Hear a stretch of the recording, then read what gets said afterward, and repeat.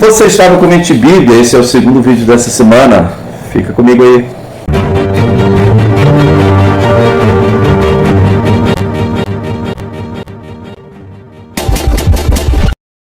Agora damos seguimento ao capítulo 2 de Gálatas e no versículo 18 e 19, onde falamos que a salvação é exclusivamente pela graça, sem cumprimento de obras da lei. A lei está nos profetas, está escrito: a alma que pecar, essa morrerá. Né? Então a lei, ela acentua o pecado, ela determina a sentença para aqueles que pecam. Gálatas 2, no versículo 19 diz: pois por meio da lei morri para a lei, a fim de viver para Deus. No versículo 20 de Gálatas 2 diz: fui crucificado com Cristo. Não está dizendo eu serei, né? Eu fui justificado com Cristo. A nossa fé, ou a declaração da nossa fé, tem que passar basicamente por isso. Quando Cristo foi crucificado, eu fui crucificado com Ele. Assim já não sou eu quem vive, mas Cristo vive em mim, e a vida que agora vivo no corpo, vivo-a pela fé no Filho de Deus, que me amou e se entregou por mim. Não anulo a graça de Deus, pois se a justiça vem pela lei, Cristo morreu inutilmente. O que eu acabei de falar foi: existe uma nova aliança porque pela velha era impossível que alguém escapasse, alguém fosse salvo. Porém, veio a nova aliança. Eu lembro do profeta Ezequiel, ele disse assim: olha, eu vou fazer uma aliança com eles que consiste, a base dessa aliança consiste nas fiéis misericórdias prometidas a Davi, o grande rei, né, Davi? Então, ele diz assim: eu tirarei o coração de pedra deles, eu colocarei um coração de carne, porei dentro de vós, ou dentro deles, o meu espírito, e farei que andeis em meus estatutos, obedeçais os meus mandamentos, né? Na verdade, nós vemos que na velha aliança era impossível, porque não é só força humana. Até a lei é espiritual, mas nós somos carnais, vencidos pelo pecado. Então nós não temos o poder de cumprir tudo que está na lei, ninguém tem. Aí então veio a época aí da graça, né? A época da graça compromete muito mais. Por quê? Porque na época antiga as pessoas, elas podiam ser visitadas, receber uma unção do Espírito, mas não tinham o Espírito de Deus residindo nelas. Agora nós temos o Espírito de Deus residindo e somos capacitados pelo Espírito Santo para cumprirmos toda a palavra. Essa é a enorme diferença que há entre uma aliança e a outra aliança, né? E o último versículo 21 diz assim: não anulo a graça de Deus, pois se a justiça vem pela lei, Cristo morreu inutilmente. A graça de Deus consiste nisso. Ora, Deus deu o Filho dele para morrer em meu lugar. Ele se fez maldito, ele se fez pecador em meu lugar. Isso é graça. E que a graça é um dom imerecido, né? Eu não merecia isso, mas eu recebo, eu aceitei isso. E eu vivo na fé naquele que fez isso por mim. Eu vivo na fé em Jesus. Ok? Então, quando eu quero tentar justificar a mim mesmo, cumprindo rituais, seja o que for, a lei de Moisés, ou fazer uma purificação aqui, ou fazer um negocinho ali para melhorar a minha vida, ou fazer um desencargo ali, né, para ficar mais leve, nada disso aí, irmãos. Isso aí é tudo anular a lei de Cristo, né? Porque na verdade nós somos salvos pela graça, mediante a fé. Isso não vem de nós, é um dom de Deus, não vem das obras, para que ninguém se glorie. O comentário que eu escrevi aqui, para não esquecer, diz assim: nós judeus, justos, nós abrimos mão da lei para assumir Cristo em nossa vida. Seria mais ou menos isso que Paulo estava querendo dizer para os Gálatas. Como é que vocês, gentios, vocês das igrejas da Galácia, vocês que são gentios, pecadores, como é que vocês pensam que serão justificados pela prática da lei? Se nós, os judeus, os religiosos, né, os caras da primeira aliança, abrimos mão dessa primeira aliança para seguir a Cristo, vocês acham que irão ser justificados se guardarem a lei? É muito triste, né? Aí eu lembro aqui do caso de Pedro, né? Pedro era bem guardador da lei. Ainda em Gálatas 2, versículo 18, a gente passou, eu não comentei. O que Paulo estava querendo dizer no versículo 18, né? Sabe, ele está querendo dizer que se eu quero cumprir a lei, depois de ter Cristo em minha vida, eu quero voltar a cumprir a lei, é fazer de Cristo um ministro do pecado, né? Por exemplo, o pessoal do Tiago, né? A Bíblia fala, os de Tiago, alguns que saíram lá da igreja de Jerusalém, alguns dizem sem autorização, né? De Tiago, mas eu não creio que fosse tanto sem autorização. Eu creio que era um pessoal que era zeloso e que o Tiago não tinha peito para barrar, não. Era um pessoal perigoso, né?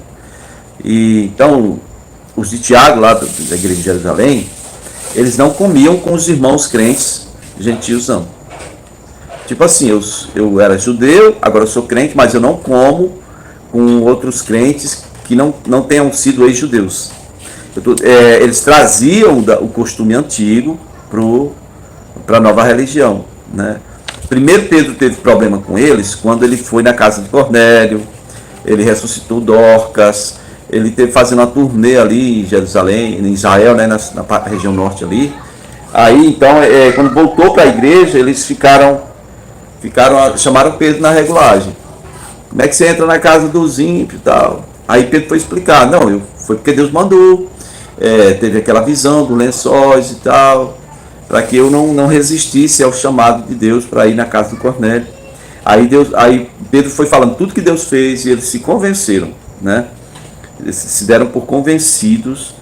E só que depois, em outro evento mais para frente, aqui Paulo vai dizer que Paulo registrou isso numa das cartas dele. Estava lá em Antioquia, que é a primeira igreja gentia, Antáquia, antigamente pertencia à Síria, mas hoje eu acho que ela pertence à Turquia, né? Então Paulo, Barnabé, tinha muitos profetas lá. E Pedro inventou de ir lá, e o Pedro estava comendo normal com o pessoal, porque assim, na igreja de Jerusalém a maioria era judeu. Na igreja de Antioquia, a maioria esmagadora era gentio que tinha se convertido. Então Pedro, quando chegou lá, estava comendo normalmente com eles, com os gentios, sem problema algum.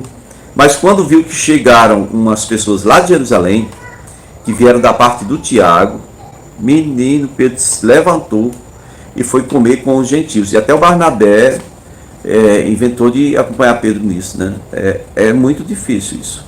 Eu acho que Pedro fez isso para não dar confusão, para não dar problema. Mas foi uma situação muito séria, porque Paulo repreendeu ele na cara, assim, na frente de todo mundo. Disse, olha, se você é judeu e quer que a gente, sabe, você vive como gentil e quer que a gentil viva como judeu, que coerência é essa, né, senhor Pedro? Então Pedro foi repreendido por Paulo nesse momento, ok? A condição nossa é estarmos mortos com Cristo, versículo 20. Morto aqui não é inativo, não. É ser crucificado, ressuscitar com Ele, ter nova vida nele, ser morto para o mundo, ter vida no Senhor. Tem alguns versículos que eu quero que você depois olhe aí em sua casa. Filipenses 3:10, Colossenses 1:24 e 1 Pedro capítulo 4, versículo 13. Né? Amém? Tem mais uma também, Romanos 6, pode ler do versículo 8 ao 11 e Romanos 8:35 ao 39. Também, segunda carta de Paulo aos Coríntios, capítulo 5, versículo 15. Ok? Vamos para Gálatas capítulo 3, meu povo. Vou fazer mais uma leitura para vocês, para a gente comentar mais alguma cosita aqui, tá bom? O capítulo 3 de Gálatas vai falar sobre a escravidão. A pessoa está sob a escravidão da lei, né? Vamos lá, Gálatas 3:1 diz assim: ó Gálatas insensatos, quem os enfeitiçou? Não foi diante dos seus olhos que Jesus Cristo foi exposto como crucificado? Ou seja, eu não já apresentei para vocês, eu já não falei de Jesus crucificado, eu não já expus Jesus crucificado diante de vocês? Aí Paulo faz a seguinte pergunta no versículo 2, diz assim: gostaria de saber apenas uma coisa, foi pela prática da lei que vocês receberam o Espírito? Ou foi pela fé? Eita, Paulo bateu na carinha deles, bateu mesmo na dentição. A fé naquilo que ouviram, né? Foi pelas obras da lei ou foi pela fé naquilo que eu preguei para vocês ouviram? Versículo 3 ele diz assim: será que vocês são tão insensatos que, tendo começado pelo Espírito, querem agora se aperfeiçoar pelo esforço próprio, ou seja, querem se aperfeiçoar pela carne? É interessante isso, né? Uma boa pergunta. Será que foi inútil sofrerem tantas coisas? Se é que foi inútil, porque assim, eles sofreram muito por estar buscando a Deus, por estar sendo fiéis ao Evangelho, e agora eles vão simplesmente parar tudo e vão voltar a praticar a lei para ficar de boa? Que negócio é esse, né? Versículo 4, será que foi inútil sofrerem tantas coisas? E se é que foi inútil, né? Aquele que lhes dá o Espírito, ó Gálatas, opera milagre entre vocês, realiza essas coisas, é pela prática da lei ou pela fé com a qual receberam a palavra? Olha aí. Considerem o exemplo de Abraão. Ele creu em Deus e isso lhe foi acreditado como justiça. Estejam certos, portanto, de que os que são da fé, estes é que são filhos de Abraão. Os que são da fé são filhos de Abraão, é o que Paulo está dizendo. Amém? Não é os que ficam guardando a lei ou que presumem estar guardando a lei. Versículo 8. Prevendo a Escritura que Deus justificaria os gentios pela fé, anunciou primeiro as boas novas a Abraão. Que boa nova? Olha, por meio de você todas as nações serão abençoadas. Já estava anunciando Cristo ali, né? Assim todos os que são da fé são abençoados junto com Abraão, homem de fé. Já os que se apoiam na prática da lei estão debaixo de maldição. Pois está escrito: maldito todo aquele que não persistiu em praticar todas as coisas escritas no livro da lei. Né? O maldito é aquele que não cumpriu tudo que está ali. É evidente que diante de Deus ninguém é justificado pela lei, pois o justo viverá pela fé. A lei não é baseada na fé, ao contrário, quem pratica estas coisas, por elas viverá. Ou seja, a lei, o pessoal da lei, o pessoal da velha aliança, é o seguinte: se você está praticando, se você conseguir praticar essas coisas aqui, você vai viver por isso que você está praticando. Assim, a salvação não provém da lei, mas provém da fé. Versículo 13 diz assim: Cristo nos redimiu da maldição da lei, quando se tornou maldição em nosso lugar, pois está escrito: maldito todo aquele que for pendurado no madeiro. Isso para que em Cristo Jesus a bênção de Abraão chegasse até os gentios, para que recebêssemos a promessa do Espírito mediante a fé. Quando ele pergunta no versículo 1, quem vos iludiu, né, ou quem vos fascinou, hipnotizou, para que vocês perdessem o raciocínio lógico, a inteligência de vocês, a expertise de vocês, né? Ô Gálatas, quem foi que fez isso com vocês, né? Vocês eram tidos, os Gálatas eram tidos como muito inteligentes. Os Gálatas, o pessoal da região da Galácia, eram tidos como intelectuais, certo? Porém agora, tadinho, como é que, tipo assim, Paulo está dizendo para eles: isso não é esperto fazer. Vocês deixaram se levar por uma coisa dessas, né? Como é que vocês se deixaram levar por uma coisa dessas? Começaram no espírito e agora vai terminar na carne? Obrigado por ter nos acompanhado até aqui, até o final desse vídeo. Quero te convidar para estar comigo na nossa live de sábado às 20 horas nesse canal.